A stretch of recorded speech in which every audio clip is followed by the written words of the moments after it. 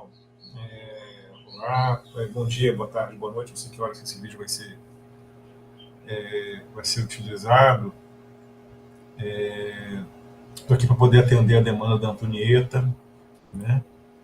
Em que ela me pediu alguns comentários, né, sobre a apresentação que ela vai fazer, creio que na disciplina de Psicologia Social. Inclusive, parabenizo, né, o professor, né, que está cuidando dessa disciplina por trazer esse tema tão necessário, tão relevante para a conjuntura, né?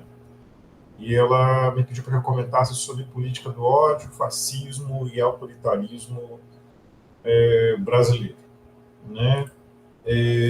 Bom, vamos lá. Eu vou fazer uma digressão, né? Um pouco uma miscelânea, né? De alguns posicionamentos que vou misturar um pouco de teoria política contemporânea com algo do que anda sendo feito no âmbito da ciência política contemporânea sobre esses tópicos, né? Eu vou começar do fascismo, né? É uma questão, pelo menos na minha área, há uma preocupação muito grande de não banalizar o uso do conceito. Porque uma coisa é muito importante que se diga é nós fazermos um uso político de determinadas palavras, né? Ou, como dizia aí o pessoal, né, da psicologia, né, do significante, né? Como é que se usa o significante?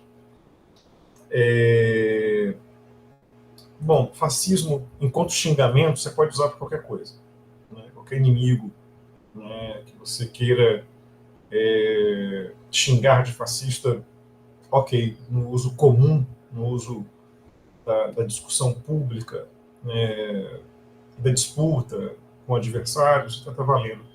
Mas fascismo, dentro daquilo que interessa para a gente enquanto pesquisa, é um fenômeno circunscrito, né? Tanto é que, justamente, um dos autores que ajudam a gente a entender o fenômeno, como Humberto Eco, num texto chamado You Are Fascism, né? Que é um texto publicado, acho que na New York Review of Books, acho que no final dos 90, se não me engano, é uma conferência do Humberto Eco, onde ele discute o que ele chama de fascismo histórico, que aí ele recorta muito direitinho, né, em que ele justamente está associando ali a década de 20, né, da Itália, que é a primeira experiência autodenominada fascista, né, está falando no caso da experiência de Mussolini, né, depois, a década de 30, o nazifascismo, né, aí na Alemanha, né, e depois experiências assemelhadas, né, aí vai o salazarismo em Portugal, vai o franquismo na Espanha, e alguns associam, veem afinidades, né, da experiência do Estado Novo de Vargas, né, com alguns tópicos fascistas, né, mas a experiência em si ela não pode ser classificada como fascista, é por conta de uma série de características, como, por exemplo, uma visão de mundo muito bem recortada, que envolve, inclusive, o âmbito de inovação estética, né, no caso italiano, né? Havia ali um movimento estético, artístico, literário, chamado futurismo na Itália, que tinha uma série de afinidades muito evidentes com a experiência fascista, né? E uma parte, inclusive, dos futuristas entraram de cabeça, né, apoiando o governo de Mussolini, né? Ou seja, qual é o ponto? Né? Nem todo mundo que a gente chama de fascista às vezes é. Né? E nesse texto do Humberto Eco, na segunda parte, ele coloca o que ele chama de fascismo eterno, ou seja, diferente do fascismo histórico, né? Que é essa experiência circunscrita historicamente, né, da primeira metade do século XX, existiria uma sombra, né, fascista, autoritária, né, que de alguma maneira, assombraria as nações no Ocidente, né? A ideia, por exemplo, de eliminação do adversário, né? A ideia da busca por uma liderança forte, né? Que fosse o intérprete do povo, né? A gente chama na literatura política isso de cesarismo, né? Enfim, né? Agora, sobre especialmente o que nós vivemos no Brasil, até há grupos, assim, pelo menos o que a gente considera, né? Até que existem grupos fascistas ou fascistoides, isso nessa lógica do fascismo, tanto no fascismo histórico quanto no fascismo eterno, né, classificado pelo Humberto Eco. Por exemplo, no fascismo histórico, nós tivemos a experiência do integralismo, né, no Brasil, que foi um primeiro movimento de massas moderno, político, da primeira metade do século XX, que teve mais de 1 milhão de pessoas, né, participando. Basta dizer que nunca houve algo antes na história brasileira. Ou seja, o primeiro movimento de massas no Brasil é um movimento de extrema-direita, é um movimento de inspiração fascista, que é o caso do integralismo.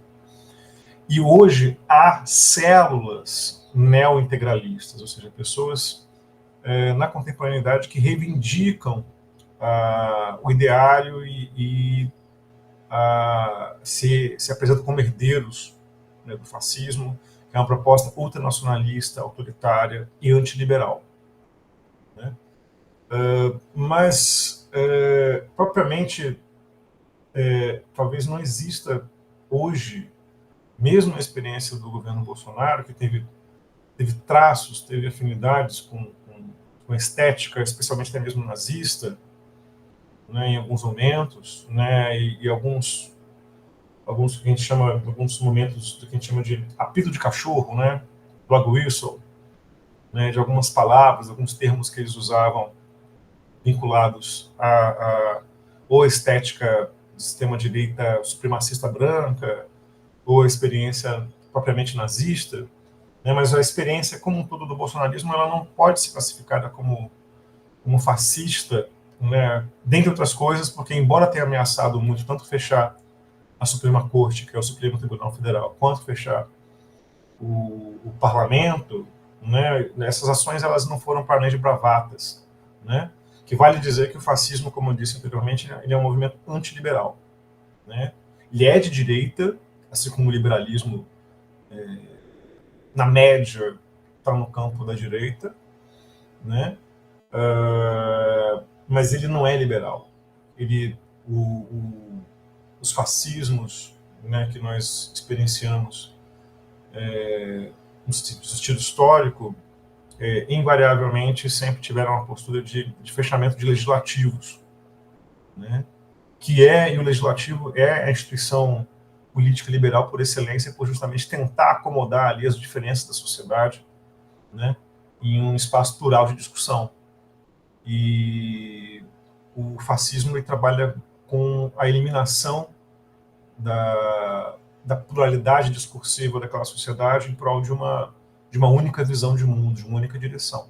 Então, dentre outras coisas, né, o fascismo histórico ele é antiliberal. Embora, vale dizer que muitos liberais, no caso tanto italiano quanto no caso nazista, né, liberais no sentido mais econômico, ou seja, o pessoal do liberalismo de livre mercado, né, e menos o pessoal do liberalismo político, mas mais o pessoal do liberalismo de livre mercado, eles embarcaram de cabeça, né, uma parte deles, pelo menos, nas experiências autoritárias, né, fascistas, né, do século XX. Bom, então eu não classifico propriamente o momento que nós estamos vivendo no Brasil como um momento fascista. Tem pontos, né, lampejos de afinidade, às vezes com pontos estéticos, com determinados conteúdos programáticos, mas não há propriamente um momento fascista. Há um momento de esgarçamento da democracia representativa liberal no Brasil. Isso é indiscutível, né? Mas agora, propriamente fascista, no sentido, digamos, mais técnico do termo, né? Não. Mas, como eu falei, quem quiser usar o termo como xingamento, está valendo. Né? Agora, um pouco sobre autoritarismo.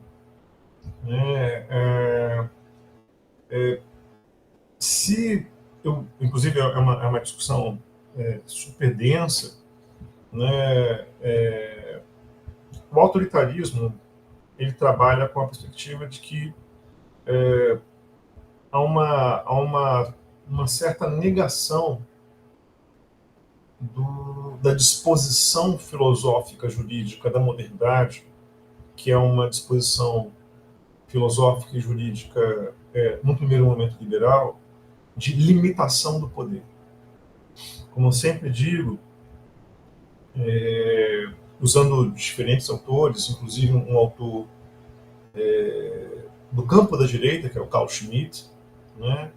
Mas também você vê isso em Weber, né? Autoridade é você submeter o outro, né? É você impor sua vontade sobre o outro.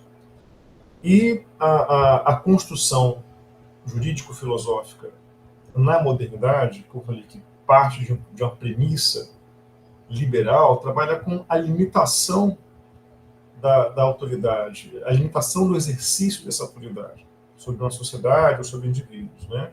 Então aqui a ideia de direitos, né, inclusive até mesmo os consagrados, né, embora que nem tanto, direitos humanos trabalham sobretudo com a preservação, né, da individualidade, né, a preservação do sujeito diante do exercício do poder, né?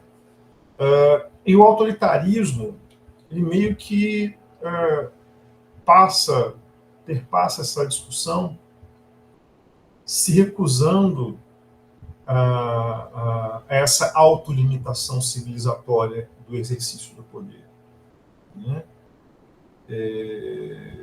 O autoritarismo, vamos usar essa imagem, né, do processo civilizatório, né? Ele meio que se recusa, né, a ter uma limitação no exercício do seu poder. Então, as soluções autoritárias, elas envolvem a ausência de limite filosófico, jurídico, ou seja, as prerrogativas, sejam constitucionais, sejam do âmbito do Código Civil, etc., no exercício desse poder, na imposição de uma vontade sobre o outro, ou sobre uma coletividade, ou sobre o indivíduo, né? Então, as soluções autoritárias, elas perpassam um pouco por aí, né? Então, embora que vale dizer que, assim como no âmbito moderno há essa predisposição para tentar fazer um anteparo ao exercício da autoridade, né, colocar limites, né? Por outro lado, a própria ideia de Estado moderno, ela envolve uma autoridade intrínseca que não nega o uso da violência. A questão é quando e para quem, em qual contexto, o exercício da violência ele é legítimo ou não. Para liberais e também para democratas em geral, inclusive do campo da esquerda, né, esse exercício do poder deve ser muito regulado, né, deve obedecer a uma série de premissas, inclusive morais. Para autoritários, de maneira geral, não. Né, ou seja, há a questão da eliminação do outro. Né, assim, inclusive, no limite, um intelectual africano, camaronês, chamado Achille Mbembe, chama de necropolítica. A necropolítica é você ter uma ação do Estado, né, ou de grupos armados, que podem ser as milícias também, atuando com a violência no sentido mais cru, mais sem regulação, sem anteparo nenhum. Né? Por exemplo, algo que se vive nas comunidades periféricas, não só no Brasil, né? Seja em Gaza, seja em Los Angeles, seja em Paris, nas periferias de Paris, o Estado só entra como aparato de violência. Ele não entra como fornecedor de serviços. Ele não entra como provedor biopolítico, digamos assim. Né? Ele entra somente para controlar, mediante o uso da violência, e eliminar aqueles que são descartáveis. Né? Isso que é o exercício da necropolítica. Né? Então, essa é uma discussão, né, como eu falei, que ela não está circunscrita ao Brasil.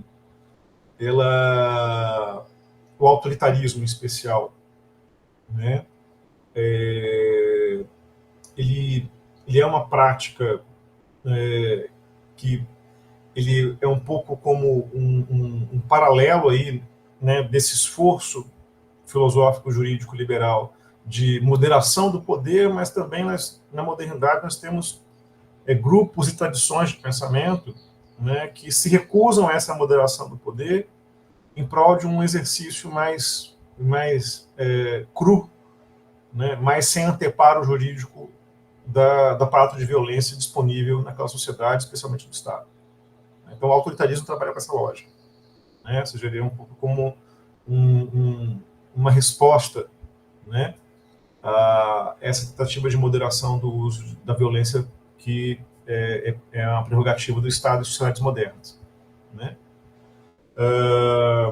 Mas, como eu disse, esse problema, essa questão sobre o exercício do poder vai estar em diferentes sociedades com diferentes regulações, né?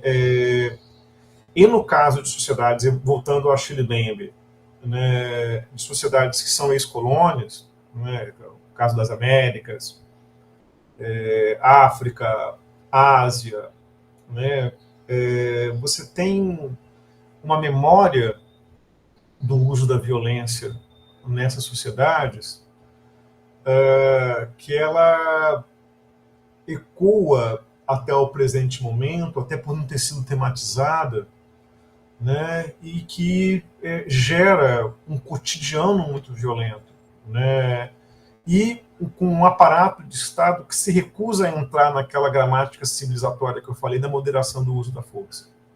Então, e com apoio da sociedade. Né? O autoritarismo ele é legítimo para parte da sociedade. Ele pode não ser legal de acordo com o arcabouço jurídico que nós temos em vigência, mas ele pode, para parte da sociedade, ser visto como algo legítimo. Né? Mas, como eu falei, isso vai se expressar de diferentes maneiras em diferentes nações no Ocidente, com particularidades da formação dos Estados nacionais. Né? O Brasil tem suas particularidades, mas como eu sempre digo, essas mazelas elas não são problemas hoje da periferia. Né? Na verdade, é uma dialética entre o centro do capitalismo e a periferia do capitalismo, em que as coisas elas meio que se misturam. Né? Hoje a gente, pelo menos nas ciências sociais, que é onde eu trabalho, dos grupos que eu frequento, que faço parte e endosso, a gente não trabalha mais com a ideia de uma singularidade radical brasileira. A gente trabalha com uma perspectiva de que há elementos compartilhados no Ocidente, sim, há singularidades, né, ou aquilo que um sociólogo israelense chamado Samuel Eisenstadt chamava de modernidades múltiplas, né? Porque elas são múltiplas expressões da modernidade, mas que elas não envolvem uma singularidade radical, como se aquele Estado nacional, como por exemplo o caso brasileiro, fosse um caso absolutamente discrepante em comparação aos outros. Né? O que há são, sim, expressões múltiplas dessa modernidade, como eu falei, que envolve, por exemplo, no caso da discussão sobre autoridade e autoritarismo, sobre a regulação, a moderação do uso da violência, e, por outro lado, setores mais ou radicais ou violentos, que se recusam a essa moderação do aparato de violência disponível naquela sociedade, e usando a violência como recurso político de eliminação de grupos e adversários, etc. Né? Ou como que isso vai se processar, seja os Estados Unidos, que também é uma ex-colônia, e vocês veem, invariavelmente, o aparato de segurança pública agindo como capitães do mato, né? Tal como aqui, né? Ou como no caso parisiense, enfim, isso daí vai modificar, vai ser diferente para cada realidade nacional, de acordo com o processo de formação do Estado Nacional, daquilo que a gente chama literatura de nation state building, né? Enfim, e política de ódio, o discurso de ódio, né, só para poder fechar, que é um ponto também que a Antonieta comentou lá, eu acho que ela é uma prática muito humana, né, que tem, evidentemente, suas aparições históricas, suas facetas históricas e seus usos históricos de acordo com cada contexto igualmente histórico. Porque a ideia de política do ódio em última instância, é da negação da alteridade, negação da diferença, negação do outro ser como ele é. Né? E isso isso era um problema, por exemplo, no Ocidente, desde lá dos gregos antigos, há 2.500 anos. Né? Vale dizer que mesmo Atenas, uma cidade-estado, né, do mundo antigo, tão avançada, vivia, por exemplo, em embates e guerra com Esparta e outras cidades-estados próximas. Inclusive, o que ajuda a explicar até mesmo a prosperidade material, né, de Atenas. Ou seja, era um espaço da primeira experiência democrática que nós conhecemos, uma democracia direta, né, que inspirou depois as democracias representativas que nós temos, mas, ao mesmo tempo, trabalhava também com a ideia de eliminação do outro, inclusive intolerância. Vídeo que, por exemplo, na democracia, na Ágora, os estrangeiros, por exemplo, por serem diferentes, por serem de outra origem, a eles era vedada a participação do voto. Né? Então, quer dizer, a ideia de ódio ao diferente é algo muito, muito presente na modernidade, na humanidade, né, de maneira geral. E nós, aí para poder encerrar, né, nós, os modernos, né, nós, os pós-iluministas, é importante que nós possamos reconhecer isso. Né? Inclusive, Freud reconhecia isso, esse ódio ao outro. Né?